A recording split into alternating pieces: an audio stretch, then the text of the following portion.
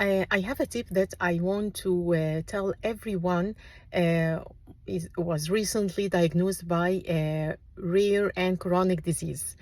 In our case, I'll talk about adrenal insufficiency.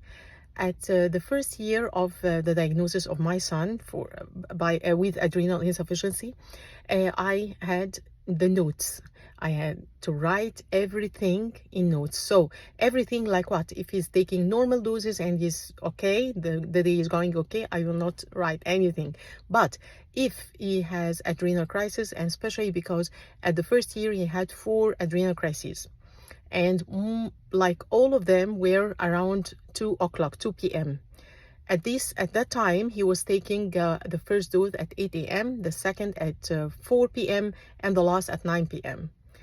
But after this, I noticed that I read a lot about adrenal insufficiency, where I found that the hydrocortisone only the effect of hydrocortisone stays only for 6 hours. So when I returned to this and said, okay, he was taking at 8 a.m. and he had the crisis at 2 p.m. So this is logic, because there is no more cortisol at this time in his body, while he is at school playing and making a lot of efforts, and sometimes maybe stressed out from anything at school. So it makes sense.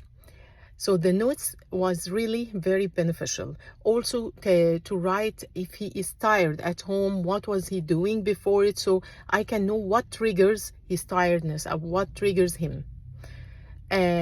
So that's why I really recommend and advise to make a note, or to know what triggers your case, either if you have adrenal insufficiency or any chronic disease.